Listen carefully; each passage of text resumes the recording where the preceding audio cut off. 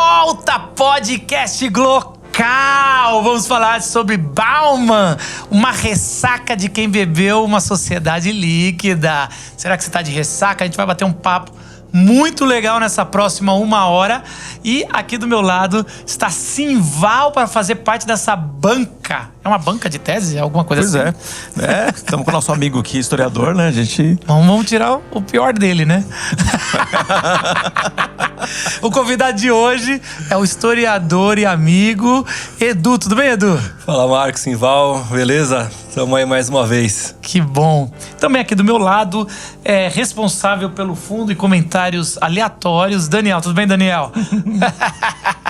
Legal. Então, hoje a gente decidiu mais uma biografia com um recorte muito específico, que é Bauman. Edu, só pra gente começar aqui, por que você trouxe esse nome, assim?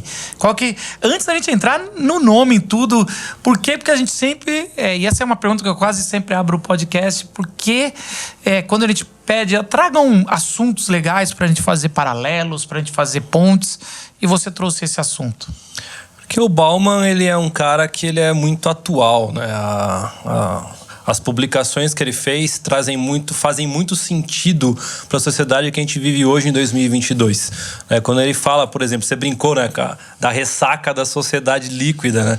Então ele que vai criar esse termo da modernidade líquida, dessa sociedade líquida, que a ideia é algo que, assim, ela escorre pelos dedos, né? Então você, aos poucos, vai transformando as suas relações, aos poucos você vai transformando a forma como você convive com as pessoas a partir, né, de alguns pontos de vista que a gente vai discutir aqui no programa de hoje. Então ele é um pensador que é extremamente atual, ele é muito discutido nos meios acadêmicos e eu acho que vale a pena a gente bater um papo sobre ele. A gente quando vai estudar os sociólogos, a gente geralmente tem a trinca lá, né? Que a gente sempre estuda. Você diria que o Bauman já tá se fosse formar uma nova trinca desse século, ele já chegou ainda? Qual é a trinca? Não, fala. A trinca é o Weber, o Marx e o Durkheim. Certo? Isso aí é os pilares. Isso aí é praticamente a trindade da sociologia. A trindade da sociologia, principalmente a pré-sociologia, vamos dizer assim, aquela quando estava se formando. E ela vai delinear várias coisas. Mas a gente tá na hora de novos nomes, como a sociedade muda. Você já diria que ele tá entre os tops ali? Não sei se seria para formar essa trinca, né? Não sei a gente dizer quem poderia ser esses três aí. Mas o Bauman, com certeza, pensando nesse século especificamente, o Bauman, com certeza, é um dos grandes nomes da sociologia. Ele é sociólogo e filósofo, né? Então, acredito que ele permeia esses dois lados aí facilmente. Mas é porque, assim, eu pergunto isso, Simval, porque a gente que é leigo, a gente já ouviu muito, além da trinca, do Bauman, né? A gente ouve e cita... Mesmo sem saber que está falando coisas que ele disse, né? A gente não percebe o quanto a gente está repetindo coisas e fazendo dentro dessa lógica do que o Bauman apresenta pra gente, né? Na verdade, a ressaca é da modernidade, né? Não é dele, né? Ele é o mensageiro apenas. A gente não pode dar... Agora, antes da gente entrar mais uma, eu quero fazer uma pergunta. Quem não gosta do Bauman? O que eu quero dizer é o seguinte... Que área... Porque, assim, todo grande nome... tem alguma área da educação que não gosta. Então, tem nomes que não entram na USP. Tem nomes que não entram na PUC. Que área da educação... Isso aí é bastidores que eu sei que é legal. O legal é isso, é a fofoca da educação. Aonde os caras vão falar do Bauman, assim, dão naquela desprezada? Aonde é esse meio? Cara, qualquer lugar que tem uma visão mais conservadora, mais da direita ali, né? O Bauman ele fez parte, né? Ele é polonês, então ele fez parte da construção do Partido Operário, ele é muito ligado às questões do marxismo, né? Então a galera mais da direita ali meio que dá uma desprezada nas ideias do Bauman, né? Mas ele é um cara que, de certa forma, ele consegue permear ainda os dois lados em alguns pontos, né? Porque a gente vai conversar sobre isso, mas parece que dá para usar a análise que ele faz desse último século para atacar o último século e tentar defender uma tese de voltar ao conservadorismo. Então até o Bauman pode ser usado pro outro lado, não sei. Mas quem é esse cara aí? Qual que é o nome dele? É um nome... Zygmunt Bauman. Você não tem um jeito novo de falar? Porque o Lucas, a última vez que veio, ele criou, Dostoiévski. Ele quer... Não é Bauman. Então, eu não saberia a pronúncia em polonês, né? Como que ficaria o nome dele, né? Você não é tão nerd igual o Lucas. Eu não sou, né? O Lucas é filósofo, né? Cara, ele vai lá no Google, escreve polonês e fica ouvindo assim. Exatamente. Ele traria... Sabe aquele áudiozinho ali de Eu faço isso com o hebraico. Então, assim, pra falar, pra pronunciar certinho, né? Como é que vai? Antes de gravar um vídeo, eu vou lá e dou umas 3 chutadas. Inclusive, um abraço pro Lucas. Mas o Bauman é um polonês. Bauman é polonês, né? E ele... Tem a história de vida dele, né? Passa ali pela Polônia, refugiado durante a Segunda Guerra Mundial na União Soviética. Então ele nasceu antes da Segunda Guerra. Nasceu antes da Segunda Guerra. Nasceu em 2017. Em 1927. 27. Exatamente. Okay. Ele morre em 2017. Então, quando estoura a Segunda Guerra Mundial, a família dele... Como criança, eles vão para outro lugar. Vai ser refugiado na União Soviética. Então, ali, inclusive, ele vai ter os primeiros contatos, né, com essa visão, né, do até então stalinismo, a ideia do comunismo. Acabando a guerra, eles voltam para a Polônia. Ele fica ali alguns anos ali em Varsóvia, vai ser professor numa das principais universidades de Varsóvia. Ele acaba se envolvendo, né, com a causa operária, faz parte do Partido Operário. Ele se casa com uma judia, né, que também ali para o contexto em que eles vivem é um contexto importante até pelo pós-Segunda Guerra Mundial, né, dentro da União Soviética. E num determinado momento, né, você começa a ter muitos atritos dentro da Polônia com relação a essas questões comunistas e tal, e ele acaba sendo expulso, né, da Polônia. Ele vai se refugiar em Israel. E, posteriormente, ele vai para a Inglaterra, onde ele acaba passando o resto da vida dele ali, né? As principais obras dele, né, vão ser escritas todas ali já nessa fase da Inglaterra, né?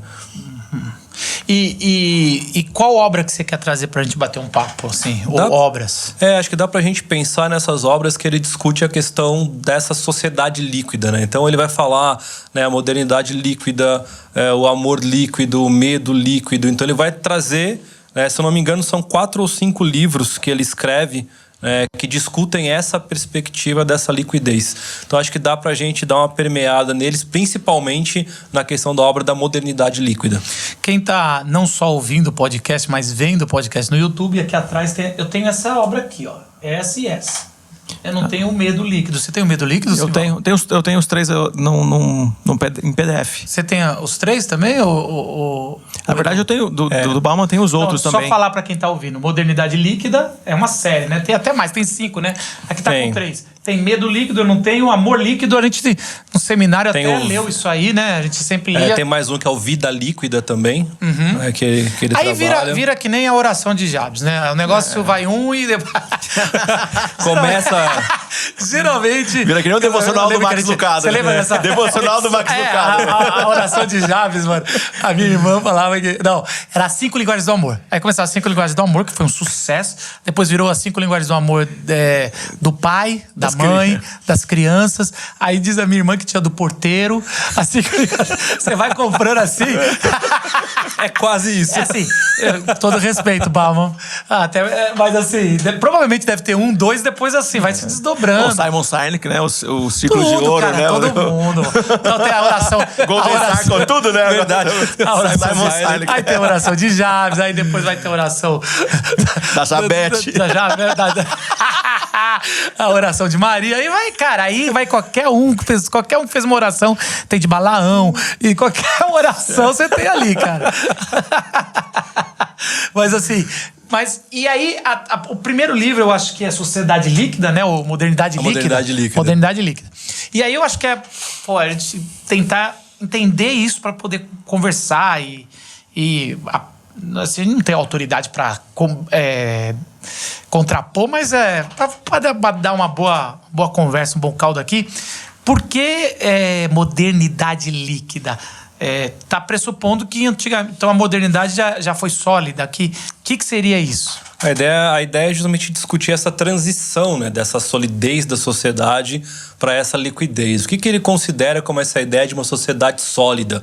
Então, por exemplo, para a gente poder discutir assim e pensar, ele vai falar que as relações elas eram muito mais mais firmes. Então você tinha uma relação familiar em que as famílias eram mais unidas, os casamentos eram mais perenes, né? A pessoa entrava num emprego e ela ficava a vida inteira naquele emprego, ela estava satisfeita com aquilo, ela era satisfeita com aquela vida, bem a família... Quase a família margarina, né? Então, o pai, a mãe, os filhos, né? Os filhos crescem, estudam, entram na faculdade, se formam, vão conseguir um emprego, vão casar, e isso vai se reproduzindo pela sociedade.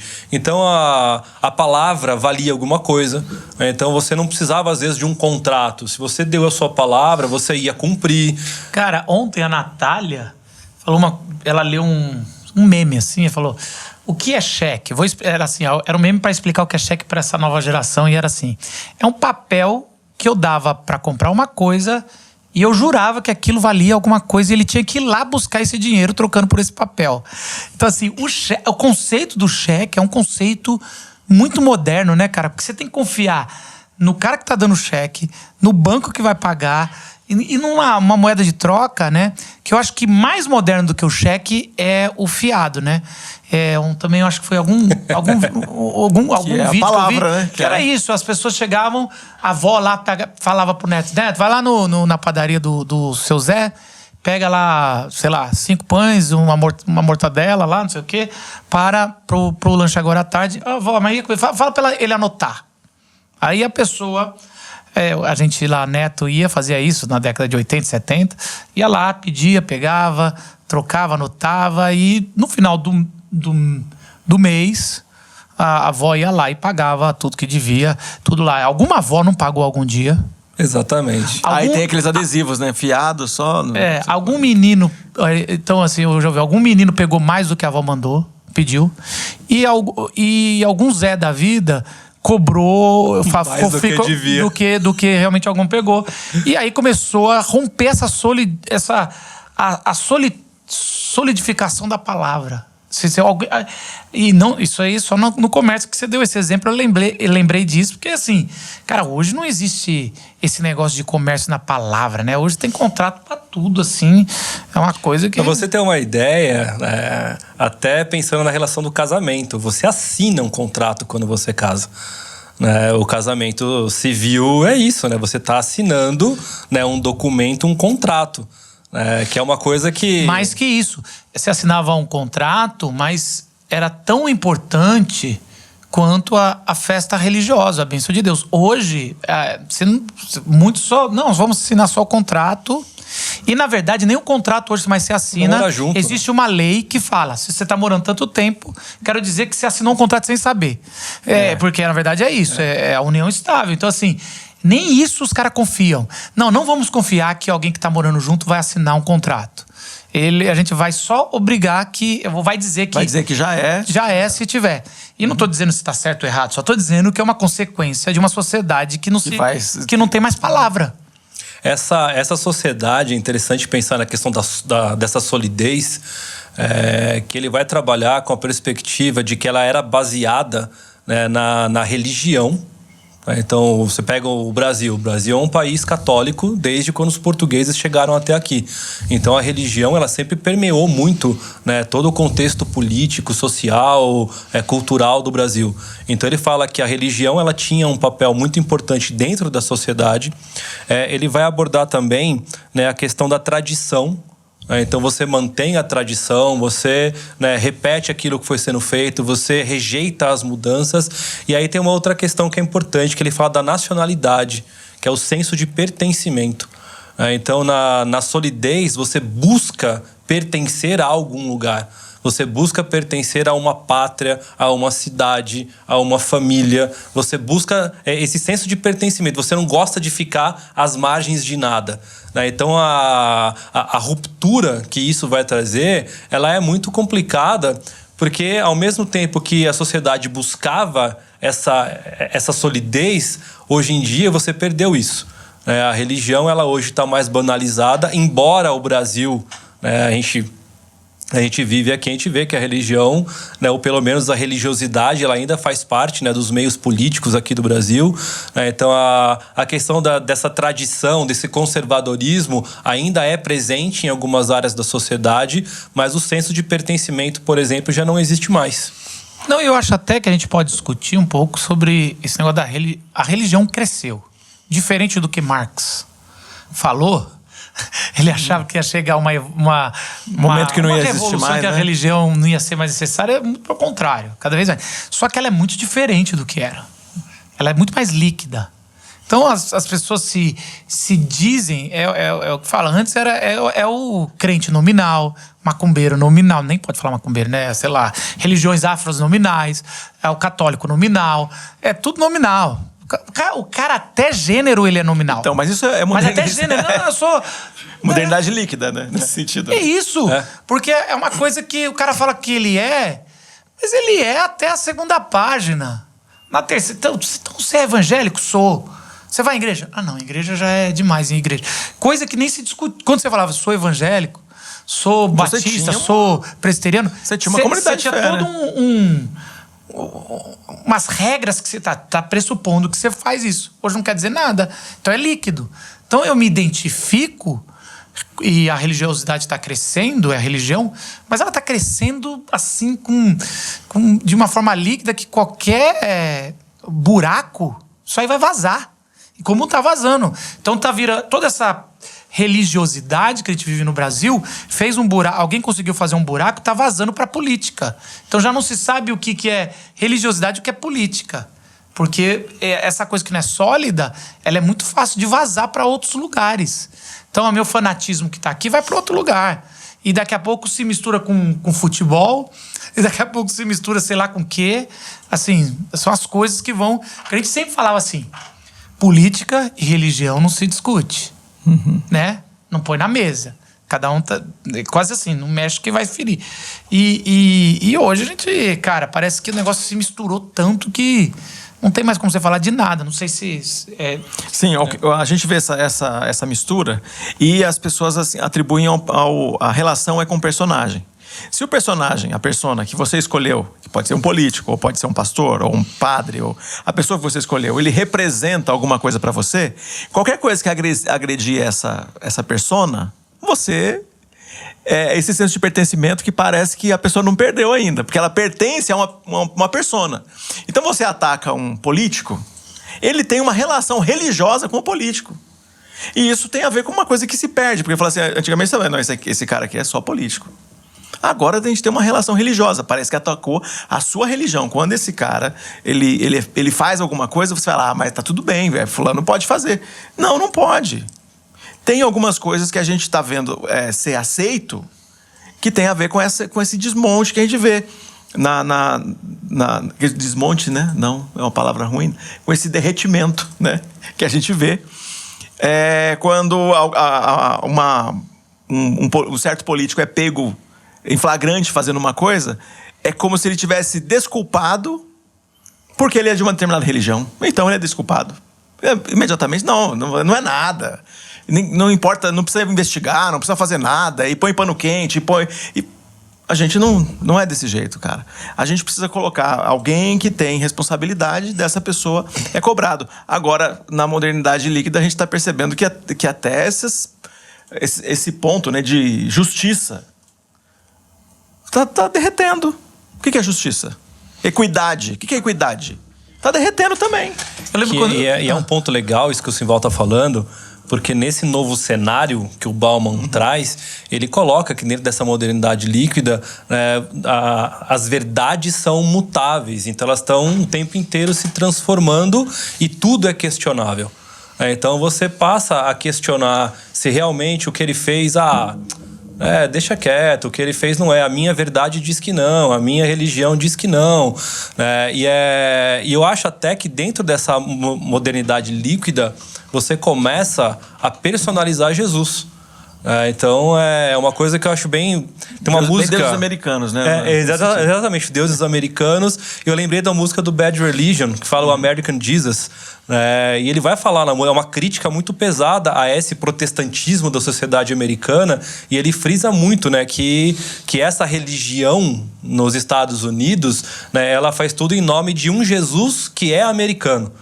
Então a gente tem o Jesus americano, tem o Jesus brasileiro, mas tem o Jesus da Batista, o Jesus da Presbiteriana, e aí você começa a justificar esse Jesus de várias formas. Por quê? Porque criou aquele buraco, né, que você falou. Então, beleza, qualquer um serve, qualquer Jesus acaba servindo para mim. Porque na verdade é muito mais fácil de moldar a água, né? Vamos dizer assim, é só ter um copo e a água se molda. Né, o sólido não vai. Eu lembro que quando eu estava no seminário, isso daí tem 20 e poucos anos atrás, meu professor, aliás, a gente precisa trazer aqui, podia anotar, é Gideon Alecar, sociólogo, doutor, gosto muito dele. Daria um bom papo. Isso, é um bom papo, você vai estar com a gente aqui quando a gente... Mas se preparem, viu? Vocês que nos ouvem, que o negócio é... ele já teve na Glocal. Ele teve na Glocal. Tem podcast com ele, mas aqui... no estúdio não. Fico até com medo dele ter muita liberdade, vai falar o que pensa. Adoro ele. E apesar que tudo que dá de ruim nos presbiterianos, ele manda um recadinho. Aí, não vai falar nada não? É muito ele, cara. É muito Gideon. Ele me mandou WhatsApp só pra contar os ele deve estar mandando muito WhatsApp pra você. Qualquer arma que dispara é uma coisa normal. Todo dia ele tá falando com você, né? Ultimamente, coitado. Tá difícil. Todo dia é um 7-1. É isso aí, Renatão. Eu já falei que precisa ter microfone no Renato ali para esses comentários dele. Mas assim, ó... Ele já te abirra com pós-modernidade, a palavra. Ele falava, não, pós-modernidade tá muito cedo, né? Porque na minha época era moda falar da pós-modernidade. É verdade. E eu lembro que o Lipovetsky, se eu não me engano, falava da hipermodernidade. Então cada um quer batizar. Cada um quer entrar na trindade, na nova trindade. Cada um quer batizar. Porque afinal de contas, se você der o nome, você é dono, né? Lógico, é isso. Você vai falar mal do Capital, é Marx. Você tem várias. Você vai falar de departamentalizar momentos da sociedade, sei lá, eu acho que era Durkheim ou Weber, não lembro. Mas tinha isso. Capitalismo e cristianismo é o Weber. Mas aí você vai lá e cada um quer pôr. E aí, você acha que modernidade líquida é uma parada que... Se você falasse que... Uma pergunta para o professor. Qual dessas 3 nomenclaturas vai ganhar aí no final, aí na Copa do Mundo daqui a 50 anos, que eles vão olhar, os historiadores que serão seus filhos, vão olhar, vai ganhar pós-modernidade, hipermodernidade ou modernidade líquida? Não sei, cara. Não sei te dizer. Acho que vai depender muito do que vai acontecer daqui pra frente. Hoje eu posso falar que não, a modernidade líquida talvez ela esteja mais propícia, né? Mas se a sociedade continuar caminhando para a questão do consumo, por exemplo, aí você já vai puxar um pouco mais pro Lipovetsky. Então você... Aí já tá uma diferença. Você fala Lipovetsky, eu aprendi Lipovetsky. Lucas, você tá ouvindo a gente, Lucas? Isso aí. Mas a tendência também de usar, não é só usar um nome que simplesmente surge e fica poderoso. Né? A gente vai falar que a tendência de ter nomes mais clássicos, né? Então, usar a pós-modernidade parece que você se preparou melhor sobre o assunto para pós-modernidade. Quando você apresenta, fala modernidade líquida, você está falando de um pensador. Pós-modernidade falando de vários pensadores. Mas eu acho que pós-modernidade não, já perdeu essa luta. Por quê? Eu também acho que sim. Porque não tem um adjetivo. Ele só tá falando que passou um período. Ele tá comprovando que um período tá chegando ao fim. E estamos começando um novo. Quando você entra em hipermodernidade, que é o Lipovetsky, ele está falando sobre a morte de uma esperança no futuro. Ele vai contar que no ano 1500... A gente pode fazer um podcast só sobre isso.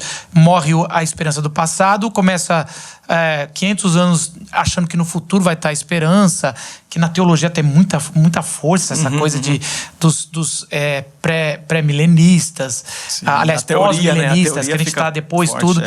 E aí isso cai na Segunda Guerra e ele vai falar que é o presente. Ele tem muita razão. Então já adjetivizou aí o que é o que está acontecendo depois da modernidade.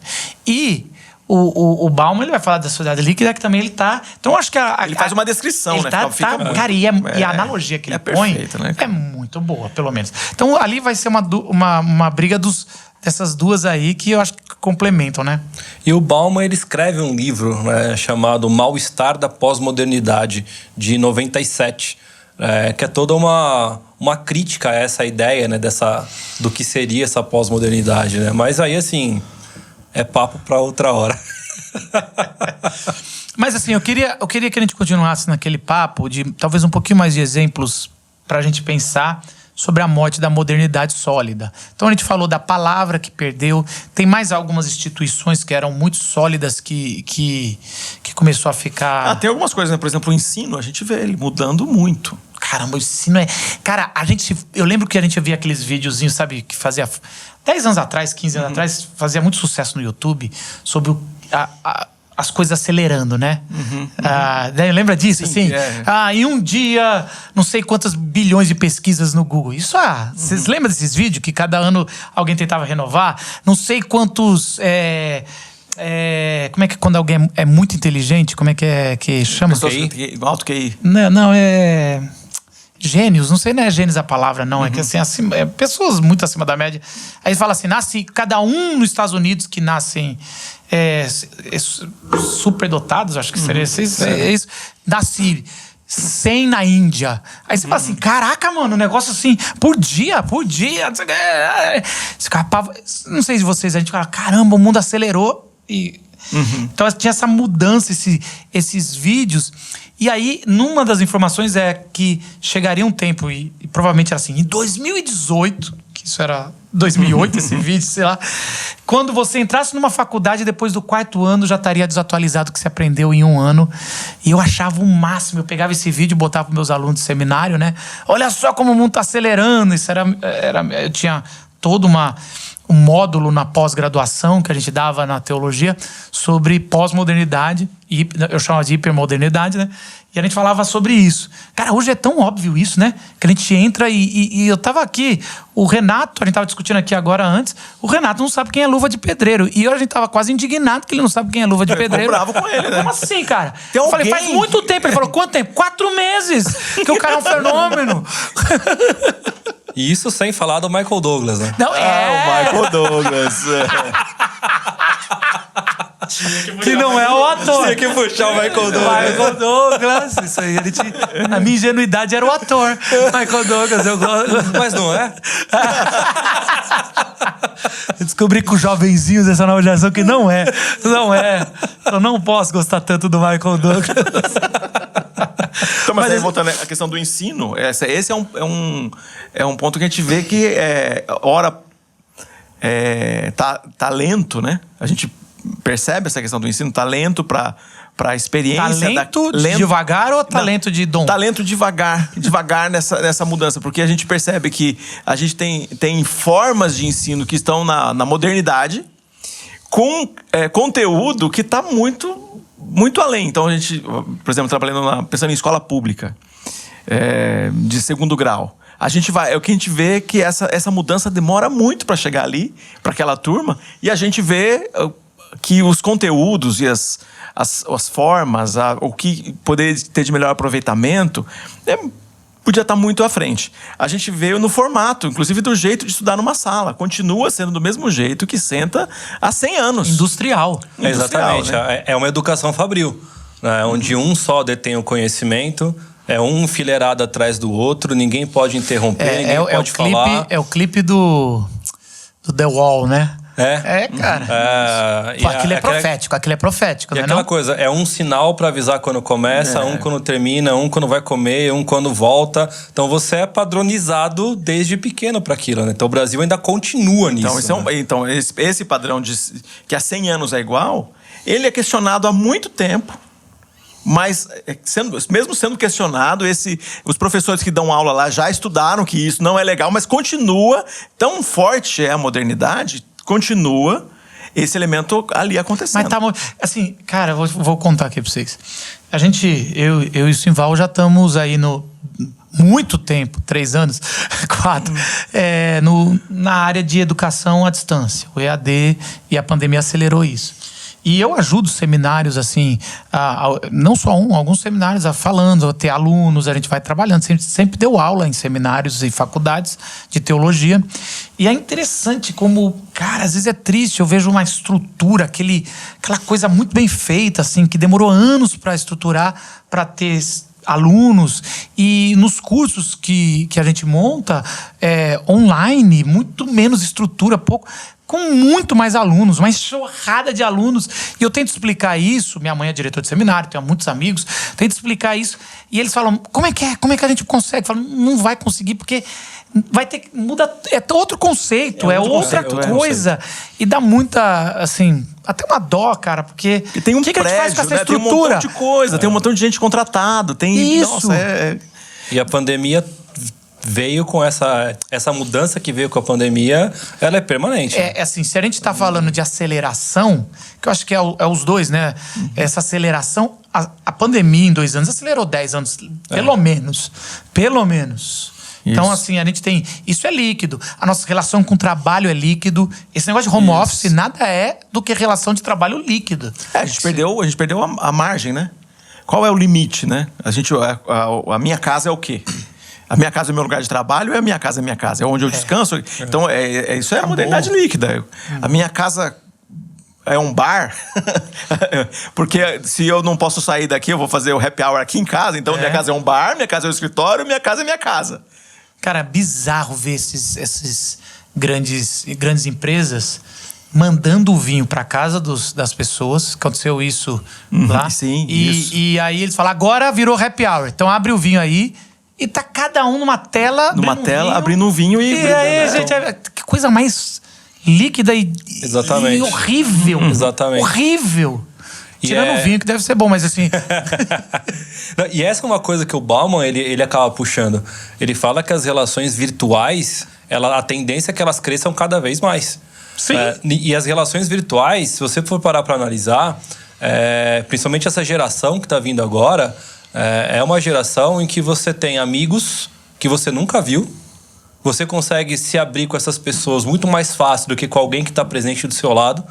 As relações amorosas, elas estão crescendo cada vez mais virtuais. O web namoro. O web namoro, né? Inclusive... Eu nem sei o que é isso. Olha só como eu tô desatualizado. Você namora com uma pessoa que está lá na Itália, vocês nunca se encontraram, nunca vão se ver, mas vocês têm um relacionamento. Se você vai terminar, você só manda um e-mail, obrigado, tchau, acabou, bloqueia aquela pessoa e parte para outra. O sexo virtual tem crescido. Eu li... Não faz muito tempo. A gente fez a Glocal, foi presencial, a gente fez sobre pornografia. E eu falei dos dados lá. É verdade. De um daqueles portais lá. Isso já faz quanto tempo? 6 anos? Não faz uns 3 anos. Uns 3, 4 anos, Mas uma coisa que era interessante... 3 anos a gente tá de pandemia, gente. Pois é. Então uns 4 anos atrás. Olha só, quando a gente pega aqueles dados e... Para aquele momento, né? Os dados revelados de um...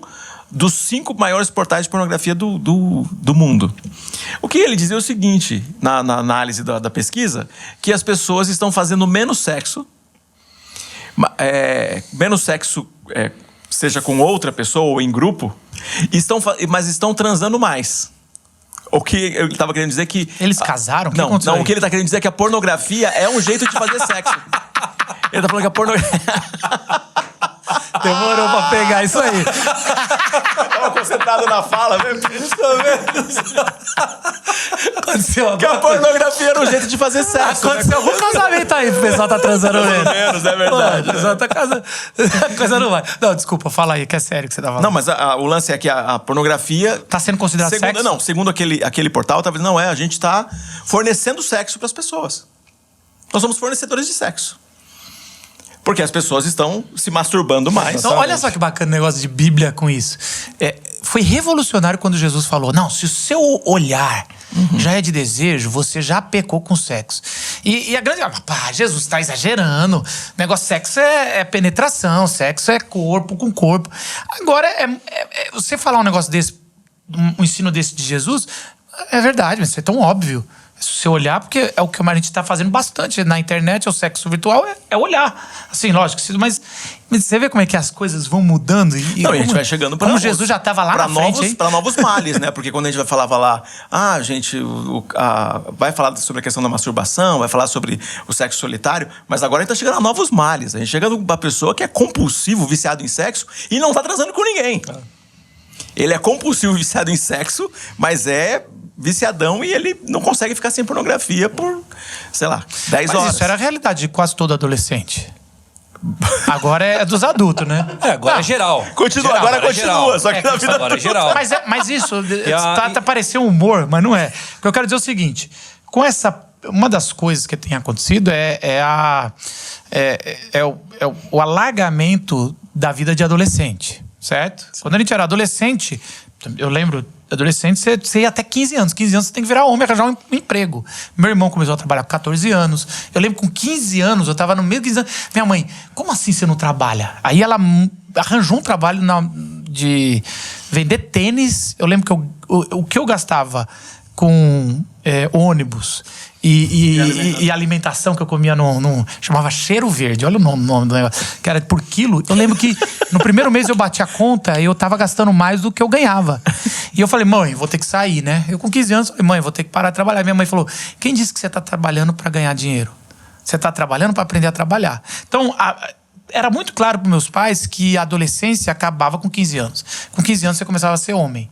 Então era um curso profissionalizante. Minha mãe olhou pra mim e falou, esse moleque não vai fazer faculdade, né? Então ela tentou que eu entrasse num colegial, um técnico, né? Isso, que era exatamente isso. Você sabia, meu irmão não, ela não pediu nada, porque ela sabia que minha irmã é inteligente. Minha irmã doutora hoje em língua. Mas o burrão aqui, sabia nem escrever o nome dele sem errar, ele foi... Renato tá rindo. Ele foi... EPG, né? Aqui, mano, EPG, velho. Eu fui o único dos meus irmãos que estudou à noite. Porque assim, vai trabalhar... Porque ela me obrigou a trabalhar de dia, o dia todo eu tinha que estudar. Mas estudar à noite em escola pública, meu irmão. Não sei se aqui alguém de vocês estudou à noite em escola pública. Eu estudei. Então, eu estudei. Tá bom. Mas assim, EPG, vencemos. Mas assim, graças a Deus. Tomando um tiro ou outro, mas vencemos. Tá bem. Entre um tiro Usando droga? Usamos. Traficamos, mas chegamos aqui, somos crentes e tudo. Não, brincadeira à parte, mas assim, aí o que acontece, sei lá, quando eu já era há 20 anos, sei lá, 15 anos atrás, é que a adolescência foi até os 19 anos. Tentaram falar, não, a contagem de números americana, né? É 18, 19, é tudo que é teen. É tudo que é teen. Então, vai lá do 11 ao... 11 não, 11, 12... É dos 13 aos 19, né? Então, isso é o teen. Ser teen. Então, assim, jogou até os 19. Isso não tinha isso. Você não arranjava um trabalho depois que entrava na faculdade. Jamais. E agora, mano, a gente sabe disso. O adolescente é até casar. Você é permitido. Se você é solteiro, você tem 28 anos, você tem atitudes de adolescentes. Estar jogando videogame o dia todo em casa. Cara, mas assim, eu nem casei. Quando eu casar, é que eu vou virar adulto. E casamento tá cada vez mais tarde. Então, isso é líquido. Pra caramba, né, mano? E nada mais explicável do que vamos levar a vida de masturbação e até... Pra eternidade, né? Pra eternidade, até o cara vai. Por isso que, assim, muita coisa se explica nessa infantilização, que é uma das consequências. Mas o Bauman fala algumas áreas que são... Você falou uma hora em off aqui das 4 áreas... O que era mesmo? Ele trabalha com uma perspectiva do que ele chama das relações interpessoais dentro da sociedade. Então ele nomeia, né, 4 lugares onde essas pessoas elas acabam convivendo. Então o primeiro deles ele chama de lugares êmicos, que ele fala que são as áreas públicas que desencorajam a permanência. Então, por exemplo, um parque. Então é uma área pública, você não vai lá para morar no parque. Né? Você não vai lá para ficar, né, mais do que um período. Você vai no parque, você passa por ele, deu um horário, você vira as costas e vai embora. Então é um lugar êmico, é um lugar que você não vai para ficar. As suas relações não acontecem ali.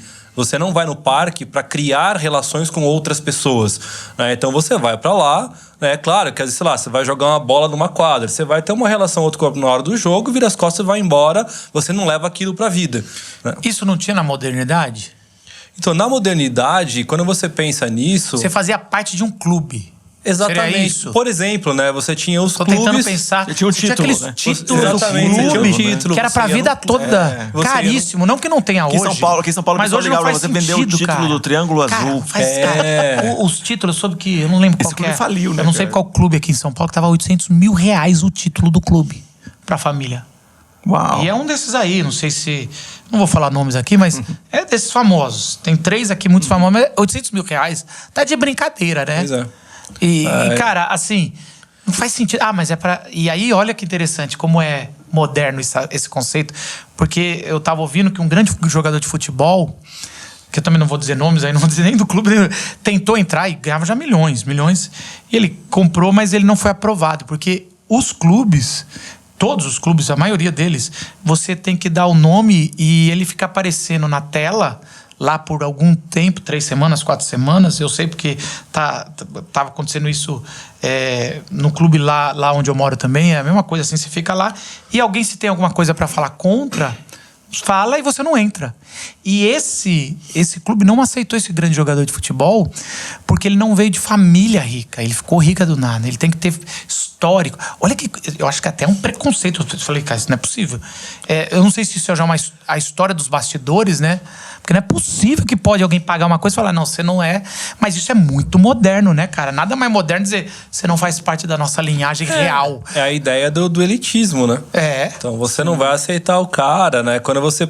É tradição, né? É tradição, né? É o que Tradição e família. Porque tem que ser cara. da família certa e tradição. É aquela coisa assim, quando o cara ganhou na loteria, ele não tinha nada, no outro dia ele ganhou 30 milhões na loteria. Ele não pode entrar nas coisas. Ele virou milionário, mas a alta sociedade brasileira não aceita ele como milionário. Por quê? Porque ele ganhou dinheiro do dia pra noite. Então não tem o sangue azul, né? Não tem Pensando dessa forma, como a gente é indiano, né? A gente tem castas e é isso aí, mano. Você não vai... Só que o fim da modernidade começou a dar mais possibilidade das mudanças de classe. E nada mais, como o Bauman tá falando, do que ter lugares que você não precisa ficar provando nada. Você só vai lá, se diverte, joga uma bola ou é um... O que seja, tem, né? Esse menino que a gente mencionou aí, o Luva de Pedreiro, é uma história dessa. Alguém que, sei lá, 6 meses atrás... Ninguém sabia quem era. Mas quem é elite há anos que fala, não, ele não quer um luva de pedreiro. Ele não quer um luva de pedreiro na mesmo mesa local. dele, almoçando no mesmo Mesmo que restaurante. o Luva vai ter dinheiro doidado pra fazer o que quiser, mais do que o cara. Mas é isso, é esse negócio da modernidade, cada um no seu lugar, cada um no seu quadrado, que é muito não líquido, né? Porque o líquido não respeita limites, no sentido de traços no chão. Você vem até aqui, o líquido vai por cima. E esse negócio, cara, você falando nisso, é muito real o que o Bauman tá falando, porque a gente... Cara, outro lugar que eu fui, que eu vejo tanto que é ridículo, chega a ser ridículo, a gente que já tá na modernidade líquida, olhar pra trás. Eu fui no onde tem corridas de cavalo lá. O Jockey. O Jockey. Cara, aquele lugar é triste. Tá certo que eu fui pra raves, pra essas festas que tem show, mas você olha o negócio... Você tá no rolê diferente. Você tá falando de MD. Foi da rave, Pô, mas tem shows legais tem shows legais. Mas é modernidade líquida. Modernidade líquida. Quebrou Vocês o estão me braço. julgando? Vocês estão me julgando? Eu tô entendendo aqui. Pô, o público do podcast até entendeu me julgar. Vocês... Tem uma notadinha aqui. Modernidade líquida. Vocês. Modernidade líquida. Não, agora tem que ser. Eu não fui pra rave, eu fui pra show, mas tudo bem. Mas pra mim acabou. Eu com 40 e poucos anos, acabar depois da uma é rave já. Não é não? Cara, eu estaria com 2 crianças. Não leva as crianças. Não, mas... Pô, mas não é? A vida... Cara, a vida no outro dia, 7 horas, tá acontecendo. Mas assim, é um lugar que era muito da elite. Você vai lá pra ficar postando, sei lá, cara. E muito decadente agora, né? Sim, Qual outro aí que ele fala? O outro lugar que ele fala, ele chama de lugares fágicos, que são os lugares que ele diz que são destinados ao consumo. Então você vai no shopping, você não vai lá pra fazer amizade, você vai lá pra comprar. Inclusive o shopping, ele é uma estratégia, porque assim, você entra, eu vou comprar uma camiseta. Mas lá tem a camiseta, na loja do lado tem uma bermuda, na outra loja tem um... No meu caso, lá tem um produto nerd. Não pode sair sem comer. Você não pode sair sem comer. Então aquilo que você ia gastar em uma camiseta acabou virando 3, 4 vezes mais o valor daquilo que você ia gastar. Então você não tem interação. Então é um local em que você vai estritamente para o consumo. Então o shopping é um exemplo desse, né? Você pode ir o máximo de contato com as pessoas que você vai ter, vai ser o vendedor que você vai acabar negociando com ele. O próximo exemplo que eu vou dar vai ser pior ainda, já que vocês já estão na rave. Quando eu fui para Las Vegas... Mas eu vou falar, eu fui pra Las Vegas com a minha esposa pra fazer enxoval. Na verdade, não foi pra Las Vegas, foi pra Califórnia. A gente deu uma esticada pra Las Vegas pra conhecer. Tá, você tá justificando muito. Tô, porque também os Me caras... casei lá, né? Falar, me casei lá. Fui numa rave, me casei lá. Mas já que tá... Já fui numa rave em Las Vegas e me casei lá. Conheci o Michael Douglas. Foi uma narrativa boa. Né? Muito boa. Aí tá revelando tudo. História boa, hein? Eu vou ainda falar como eu quebrei o braço, mas vamos lá. Tá tipo se beber não case, né? É isso. É lá, né? Mas aí, cara, eu tava entendendo ali, alguém tava me explicando por que os cassinos não têm janela. E ele é todo feito pra você perder a noção do tempo. E aí eu pensei, cara, os shoppings são assim. O shopping é pra você perder a noção do tempo consumindo. E tem gente, literalmente, que passa o dia no shopping. Cara, é um negócio assim. E você vai pra um lugar só pra resolver o problema de todo mundo, por exemplo, num presente de Natal. Pra todo mundo. Fala, não, vou pro shopping, vou resolver. Eu tenho uma lista e eu vou gastar ali. Você nem percebe que, cara, pra uma vale a pena, mas pra um montão não vale. Então, assim, dá a impressão que começou... Antes, as cidades era assim. Você tem um mercado, mas daí você tem 3 casas. Aí começou a separar na cidade bairro residencial e bairro comercial. E depois você fala, não, vamos ter um lugar aqui, vários lugares perto de tudo quanto é lugar pra ter... Então o shopping é muito líquido mesmo, né? Um negócio assim que ele tá assim, pra você perder a noção do que pode gastar, do que você precisa. E a gente vive em uma sociedade altamente consumista, né? Então, você vai para um lugar desse... Só que é maior ainda, né? A modernidade ainda... É mais o Bauman tá falando disso de 20 anos atrás. Lugar. De 20 anos atrás, sem internet. A gente tem o marketplace dentro da internet, alguns, que a gente entra lá e acontece a mesma coisa que acontece com o shopping. Então a gente pode não sair de casa, continua em casa com um computador, um celular e a gente... É isso a Black Friday. Você começa a comprar coisa que você nem precisa. Porque é hoje, aquele desespero que você entrou no negócio. E assim por diante, né, cara? É isso, cara. É um consumo descompromissado que você não vai nem usar, cara. Essa é assim, o que acontece, é lógico que é o extremo, mas a gente vê gente comprando coisas que nem tira da embalagem. E assim, eu já vi várias vezes, e às vezes até eu mesmo já fiz isso. Eu comprei um livro, falei, vou ler depois, eu não tiro da embalagem. E, cara, depois eu vejo 1 ano depois, eu não li o livro. Eu tenho alguns livros assim. Eu até tiro pra poder tirar o desencargo de consciência. Tira a capa, olha o índice. Fala, bom. Assim, e a gente vai percebendo como isso influencia cada vez mais cedo, né? Então, eu tenho uma filha com 7 anos. Cara, ir no shopping com ela hoje é terrível, porque tudo que ela olha, ela quer comprar. Pai, vamos comprar. Pai, vamos comprar. E assim... Cara, eu tô tentando ensinar isso. Porque a minha filha é mais nova, né? 3 anos, não é pra pedir tudo. A gente tem conversado muito com ela sobre isso, né? Tipo assim, a gente vai no shopping, vamos fazer um passeio, vamos tomar um sorvete. Ah, não, mas eu quero tal coisa, eu quero tal coisa. Eu falei assim, então não vamos sair mais. Então vamos... Eu tava na praia, o sorvete... R$17, mano. O que aconteceu com isso? Não, velho. A praia Las Vegas? A praia da Califórnia, né? No Rio de Janeiro, cara. Ali, tava lá, R$7. Falei, que picolé é esse? Achando que era aquele, sabe aquele mega não sei o quê? Geralmente é... Não! O sorvetinho de limão. Pois é, quase isso. Cara, tá de brincadeira, mano. As coisas estão muito caras e assim... É muito consumo, cara. Porque assim, os seus filhos, Simval, são filhos já mais velhos. É outra... Mas agora tem um negócio chamado quartinho de brinquedos. ou brinquedoteca, que é o nome mais sacana do mundo, que é destruir o que é uma biblioteca, né? Então, tem a brinquedoteca, é um quartinho de... Na verdade, não é um quartinho de brinquedos. É um quartinho de entulho dos brinquedos que a criança tem que não quer mais brincar. Na expectativa que algum dia ele vai voltar a brincar com aquilo. E esses quartinhos são lotados, assim, são muita coisa. Muito. Porque cara, daí se você lembra da nossa infância... Cara, não quero dar uma de... coitadinho, porque aqui eu acho que você vai lembrar disso até cedo. A gente tinha 5 brinquedos, no máximo, mano. Era uma bicicleta e 2, 3 brinquedos, mano. Nunca... A quantidade, sem dúvida nenhuma. Então, os meus filhos... A gente viveu isso aí. A quantidade de brinquedos é uma coisa assim, comparado ao que eu tive, né?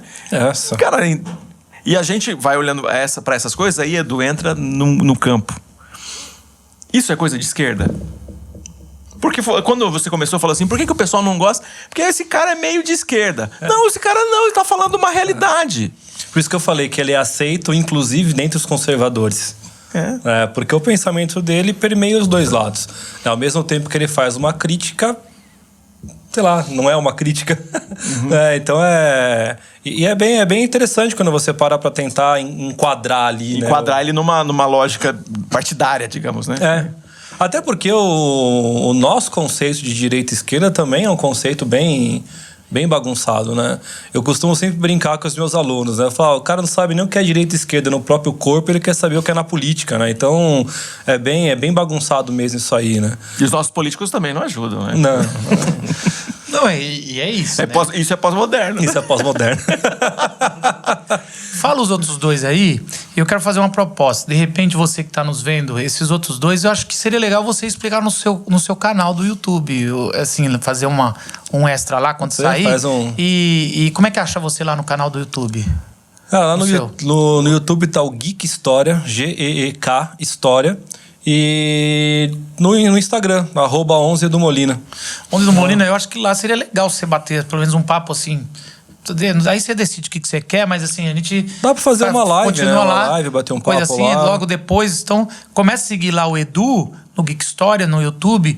E quando sair alguma coisa mais sobre o Bauman, você pode se aprofundar com ele. @11 do Molina, mas o que lá a gente vai fazendo as coisas outros dois lá. aí? Ele tem um outro lugar que ele chama de não lugares, que é os lugares que as pessoas só passam.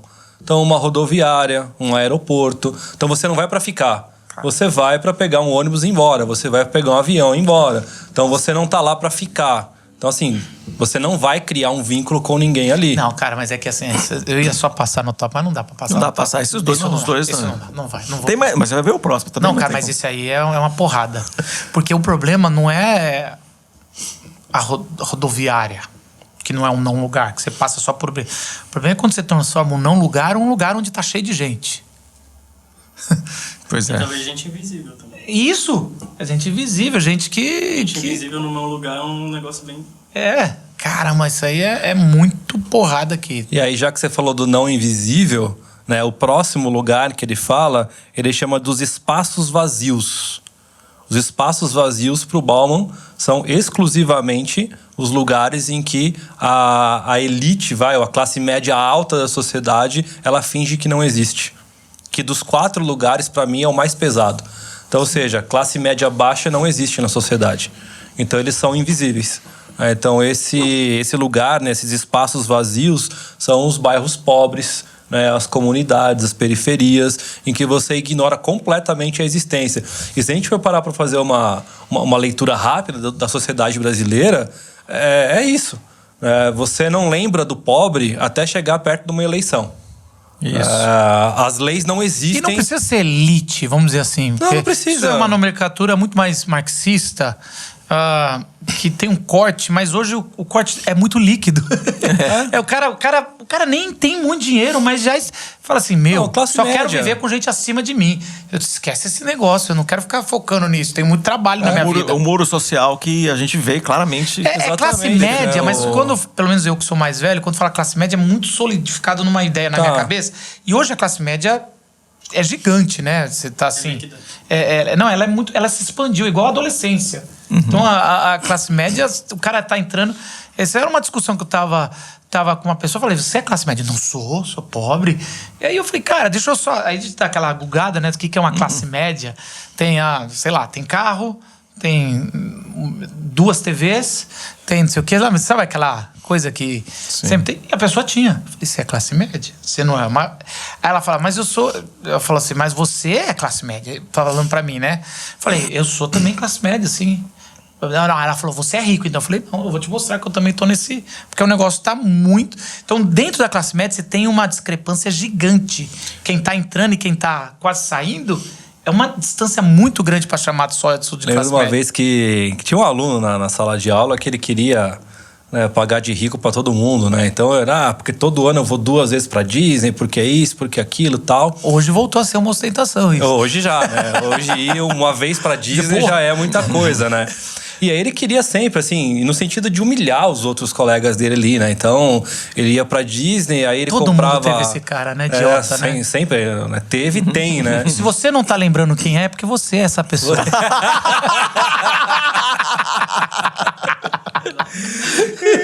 E aí ele começou a fazer isso, aí eu me enchi o saco uma hora, cara. Eu perguntei pra ele, falei, fulano, fala uma coisa. Quando você vai pra Disney, teu pai paga à vista ou parcelado? Aí ele, olha, é parcelado. Eu falei, então você não é rico porcaria nenhuma, cara. Você é classe média. Porque se você fosse rico, se teu pai fosse rico, como você fala que é, você pagava a viagem pra Disney à vista, você gastava tudo lá à vista e voltava, e no mês que vem você ia fazer um bate-volta lá de novo. Então você confunde, né? A classe média pensa que ela é elitizada, ela pensa que ela tem dinheiro. Porque ela acessa um lugar. Porque ela tem um acesso que a galera da periferia não tem. Então ela cria essa ostentação que, na real... Quer outra discussão? Era sobre taxar grandes fortunas. Eu tava vendo pessoas tentando explicar. Gente, grandes fortunas é quem ganha mais... Quem tem mais de 15 milhões na conta. Porque o cara lá tem um carro bom, vamos dizer que hoje um carro bom... 150 mil, 200, ele fala, vai começar a taxar, porque eu... Cara, você não é rico, cara. Grandes fortunas é grandes fortunas, cara. Então, assim, até isso tem que explicar, porque o cara acha hoje que consegue ir 2 vezes pra Disney, ter um carro bom, ele é um grandes fortunas. É igual o papo também da... Fala aí, Simão. Quando a gente tá falando desse negócio de invisibilizar, né? Do invisível e tal, que a gente tá falando que é algum lugar que é vazio, é cheio de gente, mas é vazio.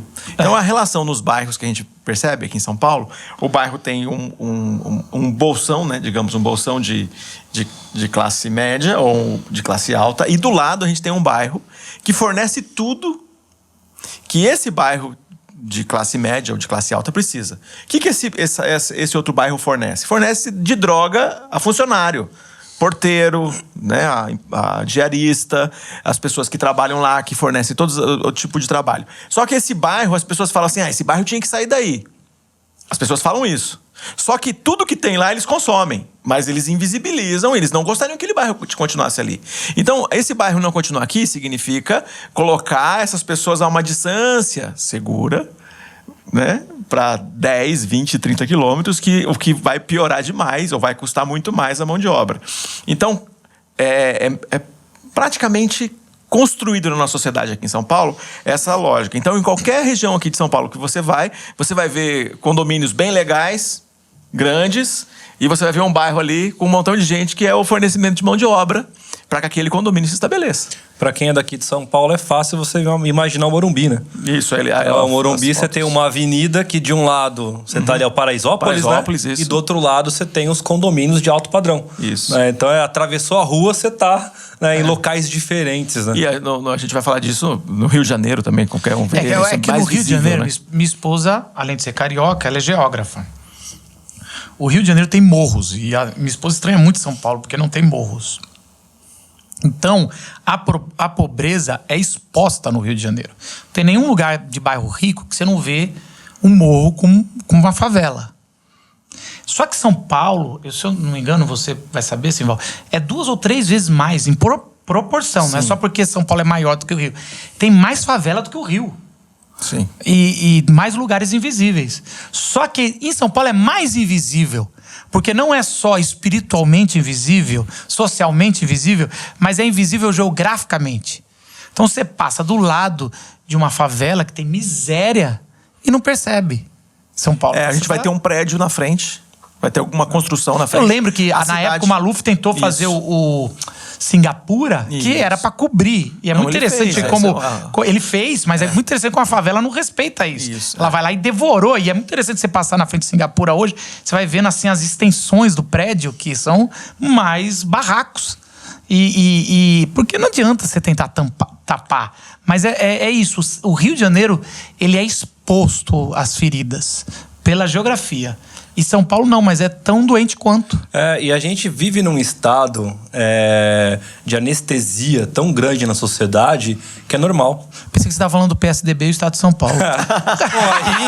Falou em anestesia. Aí então, né, meu? Olha, a gente vive anestesiado, né? Quem diria? Hoje falar mal do PSDB se agrada dos dois lados. Olha só que legal. Tá vendo, antigamente cara? não. A gente só vive com o PSDB aqui desde a década de 80, né? Faz pouquinho pouca tempo, coisa. né? E depois fala que Paulista volta bem pra caramba, né? Exatamente, né? Perfeito, né, cara? Então você vive anestesiado, cara. Você acha normal passar pela rua, né, e ter ali alguém pedindo. Você acha normal ali a comunidade, a favela. Então, assim... Isso quando não odeia, né? Quando não tem raiva da pessoa pedindo. Exatamente, né, cara? Você acaba de sair do mercado com uma compra enorme, aí tem alguém parado ali pedindo pra você um pacote de bolacha pro filho. Você reclama, tipo assim... O cara reclama do padre Lancelotti ficar tirando pedras pontudas debaixo de um viaduto, porque o cara não quer alguém que não tem mais casa, nem esperança, nem nada, dormindo embaixo de um... É um absurdo que... No não lugar, exatamente. Alguém no não lugar. No não lugar. Eu acho, e é forte, né, a forma como ele chama, não lugar, cara. Isso é muito forte. Pra você dizer que uma pessoa não pode estar no não lugar, é ainda mais bizarro. Exatamente, não quero cara. que esteja ali. Eu vou dizer que até o outro próximo podcast, quando a gente for fazer do Lipovetsky, eu acho que o Bauman ganhou pra mim. Foi muito bom esse papo. Acho que o Bauman é um profeta aí que tava vendo o que... Porque o profeta bíblico é aquele cara que tá vendo o óbvio que ninguém tá vendo. Tá falando, teve coragem de falar o óbvio e falar, cara, tá aqui, cara, tá na cara de vocês. Eu acho que o não lugar tá aí. E as pessoas invisíveis estão aí. Então, assim, cara, espero que tenha incomodado você que tá aí nos ouvindo ou nos assistindo. E se você tá nos ouvindo, vai lá no YouTube, que é muito legal ver o rosto aqui da gente e o nosso cenário aqui mudando.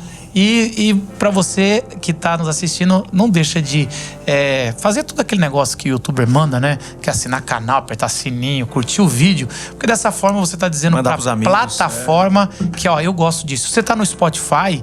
Entra agora naquele negócio das estrelinhas, dá 5 estrelinhas, que o Spotify ele começa a distribuir mais. E esse tipo de bate-papo vai estar para muito mais gente, assim você tá ajudando a gente, tá bom? Valeu, e a gente se vê na semana que vem com mais um podcast. Tchau, tchau.